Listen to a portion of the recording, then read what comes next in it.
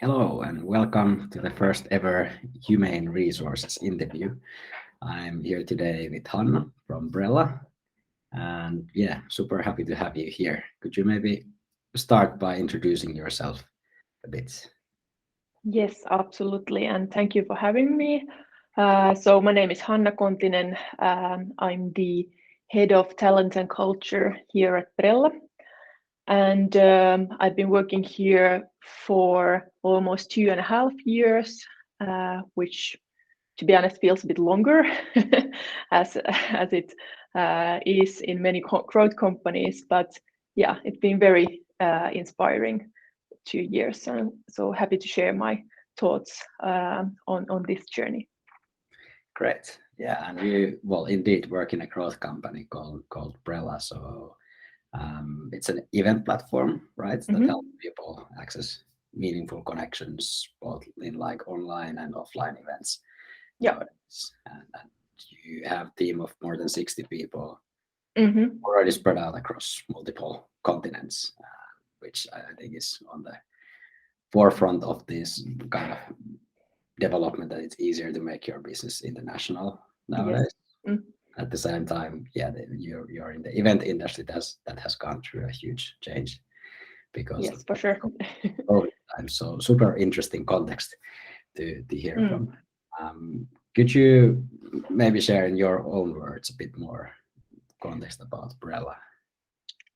Yes, absolutely. So, in summary, I would say that well, as you said, we operate in event industry, and if we think about events as an environment, I think we can all agree that those environments are very good opportunities for people to meet new people, collaborate, and find new connections. But in practice, in real life, it can be surprisingly hard to actually like find those meaningful connections. Let's say, for example, if you go to Flush, for example, there can be thousands of people there, thousands of super talented and inspiring people, and you want to find those people who could maybe help you in some way, or maybe you could help them some way.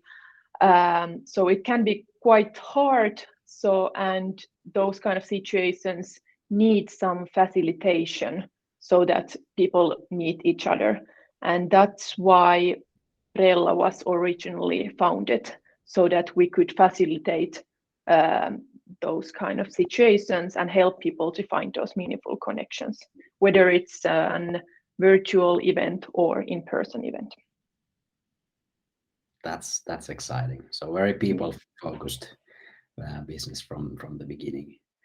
And yeah, we are especially focused today on the people topics with you. So are there some kind of unique things in your organization that influences the way you kind of run the people or business or then the kind of other business decisions?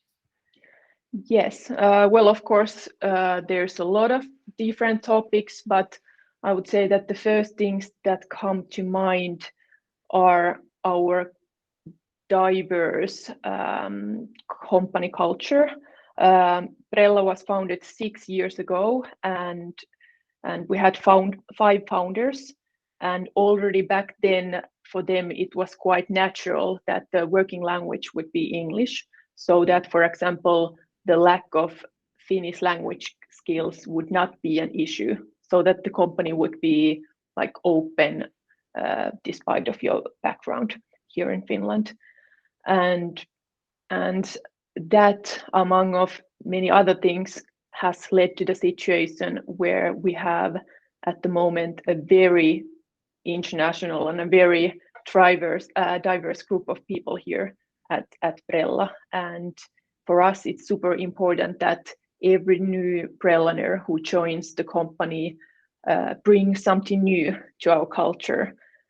So we're looking for culture adds instead of culture matches. So I think that's the core of everything we value here at Brella. And your role is focused on the talent and culture, so it must influence your job quite a lot.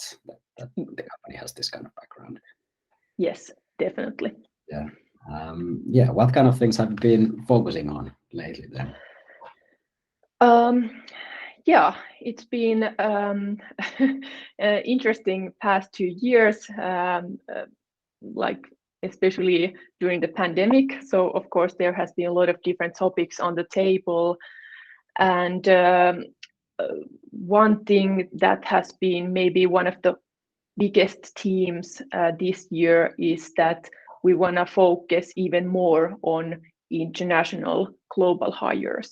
So last year we opened a new office in US, which was a huge, big thing for us. And this year we're gonna go even more global, so to say, that we're gonna start hiring people all around the world. So that naturally will affect our culture a lot. Yeah, and I think a lot of topics you mentioned already, like having people from many cultures and now from different time zones more and more. And then I Yeah. believe like with this context, you will have more employees who expect very different things sometimes from the company or from the kind of colleagues and their Yes. interactions. So is that kind of visible in what you have to deal with at work, or what kind of things you're building on the people side? Yes, yes, that's I think that kind of setup now creates a lot of benefits for us, but also creates some challenges naturally. But I think we're quite lucky that the foundation was already quite strong. That from day one, people have been quite used to having a diverse team and having people from very different backgrounds. So that has helped a lot, and adding more and more people from different countries, like of course it is challenging, there's different time zones and all that, but still I believe that it hasn't been as painful as it could have been, because the culture has been like that from the beginning. Because I heard that in many companies where there's a situation where they have had a very local culture, let's say only like Finnish speaking people, it can be very challenging to change the culture and hire that first non-Finnish speaking person. So in that sense, it has been maybe a bit easier, but of course there has been some challenging Yeah. challenges. And I think that sounds like, well, it kind of proves the point that many people are saying when talking about, let's say, the diversity, equity, and inclusion topics. For example, there's no, like, you cannot start it too early, because it's Yeah. the easiest to implement these things when it's kind of ingrained from the day one into Yes. the company. So it's helping you now with that background. Yeah. Yeah. Are there some initiatives that you are doing on those themes at the moment? Yes, absolutely. We started focusing on these DEI topics, was it around a year ago? So before that, we hadn't had any like concrete initiatives. But since that, we have had a lot of different initiatives that we have implemented. We have had a lot of trainings, for example. We had external DEI consulting company which supported us with these things. We had both company level trainings, but also like trainings that were specific focused on for our management team, because I think that approach can be a bit different. So a lot of different kind of trainings, because it takes time to change those mindsets and attitudes. And also we created this DEI committee a couple of months ago, which has been a very interesting pilot or project. This kind of concept is not so common in Finland yet, but for example in US it's becoming more and more common. So that's why I kind of wanted to try it here at Brella as well, and that has been quite a success. So basically, we created this DEI committee. It was open for everyone to apply, and now we have a group of in the committee. We have 4 people there. We meet on a monthly basis, and we discuss about these DEI related topics together, and how could we support people better, and what kind of initiatives we could implement, because I feel that these DEI initiatives should not come only from HR or people function. So that's why we wanted to give more power or resources to our people, so we could get all the voices heard. And that's sounds super interesting. Yeah. It might have something to do with the different backgrounds of people, and this might be my personal view, but like hearing, for example, the word committee sounds to me fairly bureaucratic. Like kind of context, and you are still like less than 100 people. Yes. In the company. So yeah, but sounds like it's still can be like fairly kind of organic or flexible model that you can make work with the employees. Yes, I'm quite aware that here, for example, here in Finland, it's usually bigger companies who have these kind of committees or employee resource groups. But I was thinking that why not, like, at least for us, the process was quite smooth and people were quite excited, and yeah, so at least it's working for us. And I think it was nice to notice that it can work for smaller companies as well. Yeah, absolutely. No. Excellent. I want to still ask on this topic, like, is there anything, as you mentioned, you've been like employing more people now, like from different time zones and continents. So is there still something kind of coming out of that is creating new needs or has brought in some new ideas on these DE&I topics? Yeah. Yes. So I think the time zone is probably our biggest challenge, but I feel that everyone tries to be quite flexible with that, both here in Finland and back there in US. And we just try to make it work. Of course, we can't have, for example, we have a lot of company parties or celebrations, and we can't have all of those together. But we have just kind of agreed that we'll have some parties together, and then US team will have something just between the US team back there. And of course, there's a lot of different ways, different things that we can do remotely, like virtually. So yeah, you just need to be quite innovative with these things.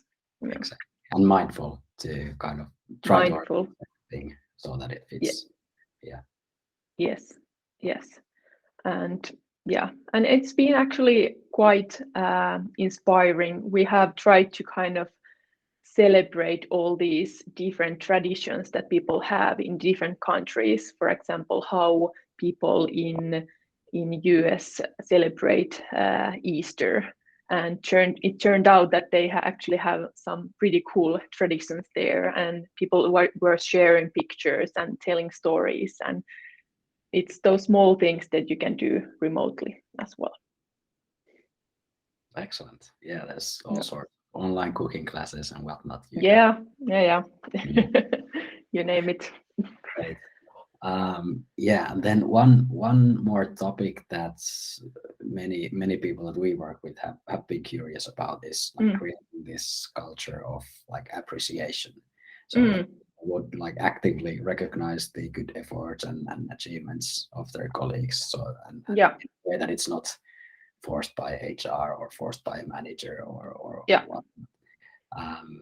And obviously when you hire people from different cultures or even from different companies, they have different perspectives into what is expected and what is okay, and Yes.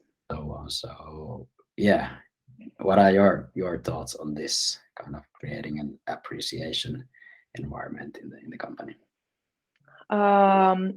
Well, first of all, I think it's really, really important topic, and as you said, it can't be forced, and it's very difficult to lead those things, or you can't force people. So it has to be quite easy and natural. So you need to kind of create an environment or processes which kind of support this kind of culture of appreciation.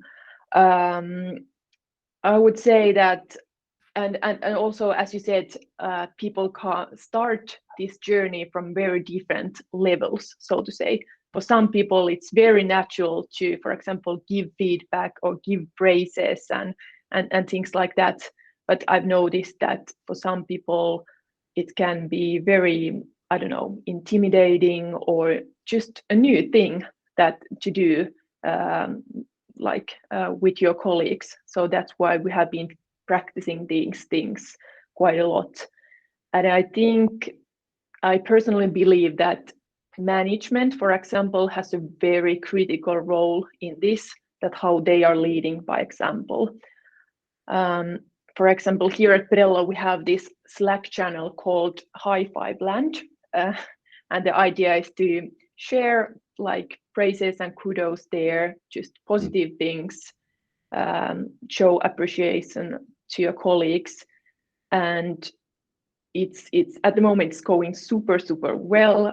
The whole channel is on fire all the time. I don't know how it happened, but it's just somehow it just works, and it's so nice to read those messages every day, how people are talking so nicely about each other. And I think management, it's important that they show example, and they also write messages there as well, and kind of boost this kind of culture. Yeah. Nice. It's something that is not so easy to get going, but Yeah. Once you get there, then it can support itself in a way. Yes. Yeah, for sure. And I also believe that it's important to kind of how do I say, teach new employees about these things when they start here at Brella. So these kind of topics are really big part of our onboarding processes as well. We tell the people that why are we doing these things, why it's important, and we also encourage our newbies to kind of send these kind of messages during their first week already, to kind of teach them that this is how we do it here at Brella, and to kind of lower the bar, so to say. Yeah, and combining that with what you mentioned, that then the management or the managers of these new people do the same. So yeah, I can see how it's super powerful. Yes, yeah, for sure. Excellent. Hey, you have shared a lot of great ideas, experiences here. So thank you very much for that. Are there any kind of final recommendations for whoever is watching this? Like, what should they try out in their company? Well, I would just say that it's, at least in my experience, it's good to remember that appreciation, it can be so much more than just those nice messages on Slack, that you can really appreciation can take many forms.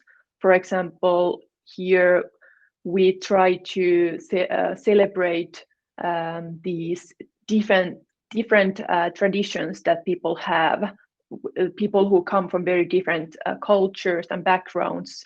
So I think that's also one way to kind of appreciate like what kind of backgrounds people have, and what do people value. So appreciation. So I think it's good to kind of try to think big with these things, and like try to different ways to show the appreciation. Excellent. Yep. Thank you very much for your thoughts and time. So this was the first human resources interview. I think we got an excellent start out of this. So thank you, Hanna, and there will be more to come. All right.